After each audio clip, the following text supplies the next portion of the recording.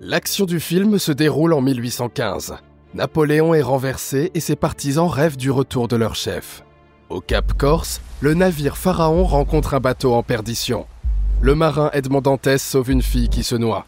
Le capitaine Danglars prend à la fille une lettre de Napoléon. Après avoir repris ses esprits, Angela exige qu'on lui rende sa lettre, mais ne l'obtient pas. Dans le port, Angela remercie Edmond de lui avoir sauvé la vie. Danglars va voir son supérieur.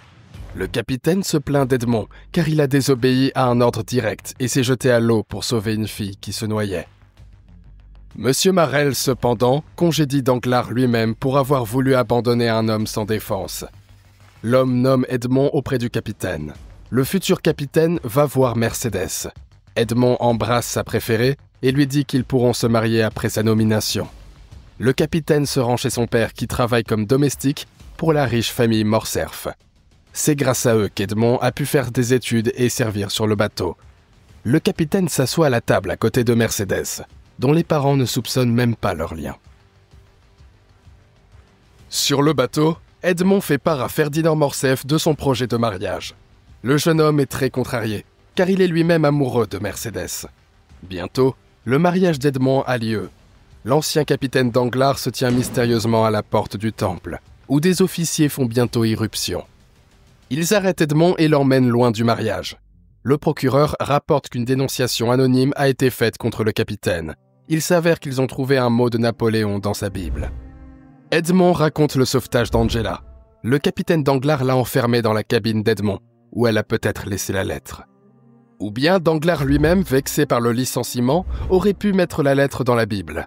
Gérard va interroger l'équipage du bateau, et si quelqu'un confirme la présence d'Angela dans la cabine, Edmond sera immédiatement rendu à sa fiancée.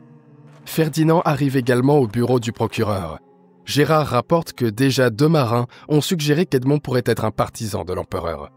Le procureur promet qu'il libérera le capitaine si Ferdinand se porte simplement garant pour lui.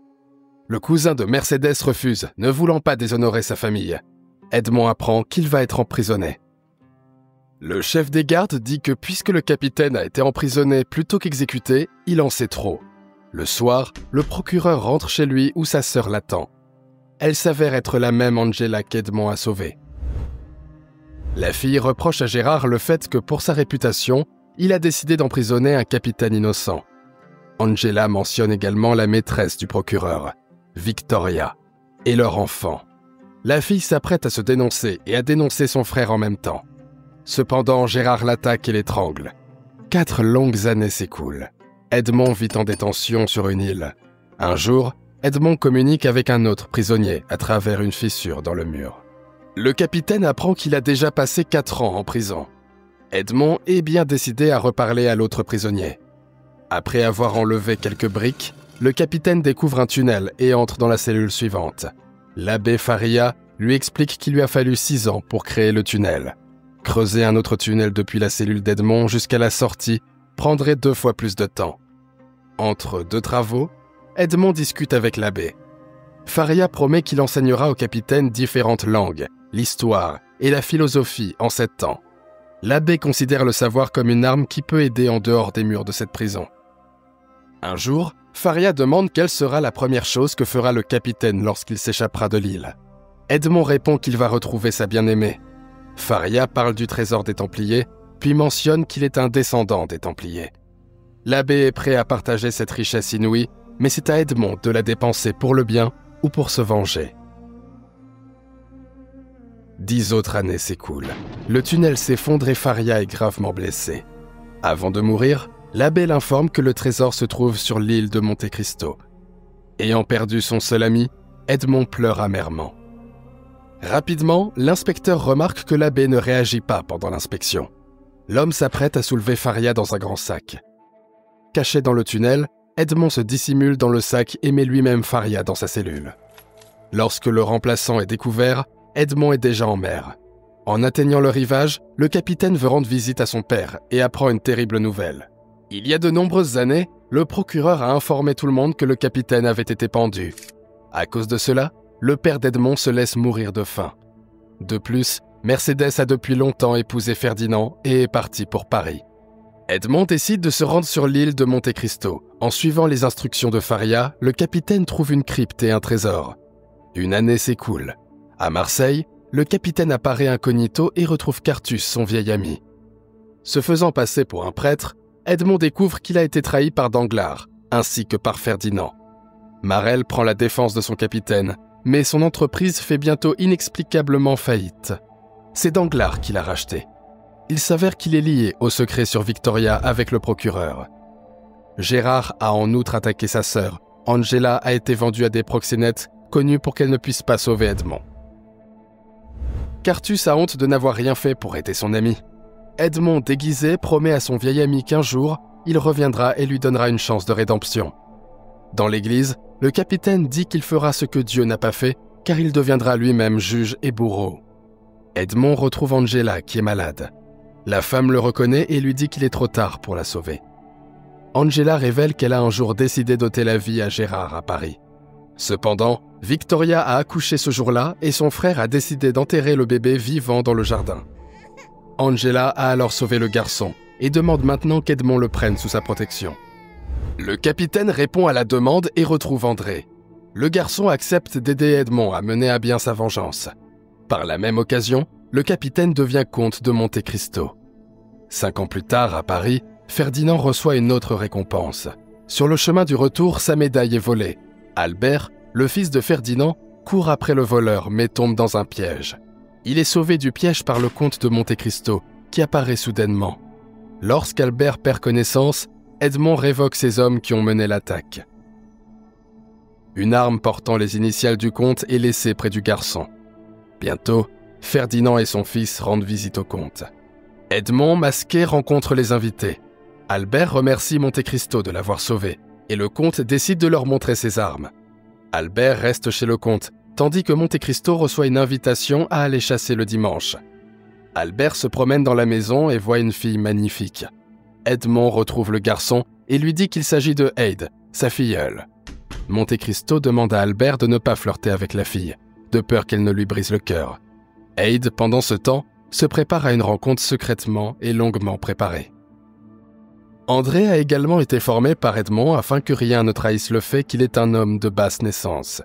À la chasse, Monte Cristo et André, qui se fait passer pour un duc, rencontrent aussitôt Ferdinand, Gérard et Danglars, qui est devenu un homme très riche. Au cours du festin, le jeune homme fait la connaissance d'Eugénie, la fille de Danglars. Edmond, quant à lui, est présenté à Mercédès. La femme regarde le comte de Monte Cristo avec stupeur, comme si elle le reconnaissait. Cependant, Mercédès tente de se ressaisir et invite Edmond à rester avec eux. De retour chez lui, Monte Cristo essaie lui aussi de se remettre de sa rencontre avec son ancienne dame préférée.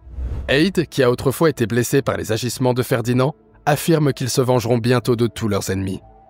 Au dîner de Ferdinand, la fille continue de charmer Albert. Edmond parle à Mercédès, qui lui avoue qu'il lui a rappelé un homme du passé qu'elle a perdu dans des circonstances tragiques. En rentrant chez elle en calèche, Haydée remet à Monte Cristo un mot d'Albert qui s'était pris d'elle. Le garçon fixe un rendez-vous malgré les demandes d'Edmond. De retour d'un rendez-vous galant, Haydée l'informe que ni Albert ni Mercédès ne viendront dîner samedi. Monte Cristo semble hésiter, mais Haydée affirme qu'elle n'a pas oublié comment Ferdinand a ôté la vie à son père. Edmond organise spécialement un dîner dans la maison où Victoria a donné naissance à son fils et où le procureur l'a ensuite enterré dans le jardin.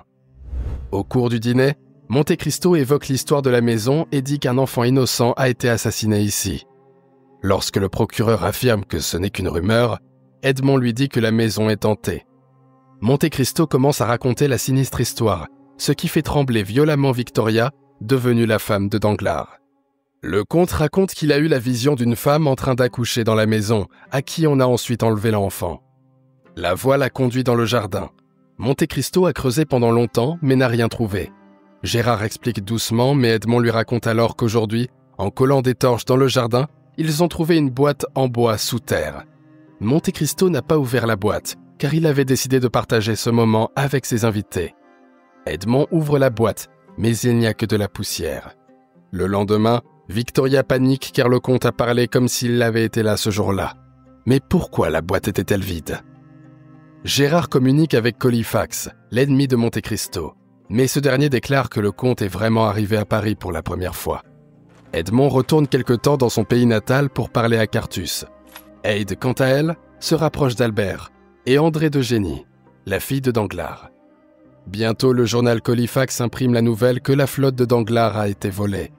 Elle s'avère fausse, et Danglars décide de se venger du menteur qui a profité de son nom. Pour racheter toutes ses actions et poursuivre, l'homme emprunte de l'argent au comte de Monte Cristo sur la garantie de tous ses biens. Un procès est sur le point d'avoir lieu. André s'avance en tant que représentant de Colifax et déclare que la nouvelle n'était pas fausse. De plus, il va se présenter par son vrai nom et donne sa date et son lieu de naissance. Le procureur quitte la pièce après qu'André l'ait appelé père. Au même moment, Quartus et ses hommes volent la flotte de Danglars. Ce dernier veut accorder un prêt sur les biens de Monte Cristo, mais l'homme refuse en disant que tout lui appartient désormais. Par ailleurs, Edmond fait comprendre à Danglars qui est en face de lui. Gérard est emmené loin de la salle d'audience, mais son fils l'attaque. Après avoir ôté la vie au procureur, André lui-même la quitte. Eide est en colère contre Edmond, bien que ce dernier dise que le garçon lui a désobéi. La fille est persuadée que la haine de Monte Cristo envers ses ennemis n'a apporté que du mal.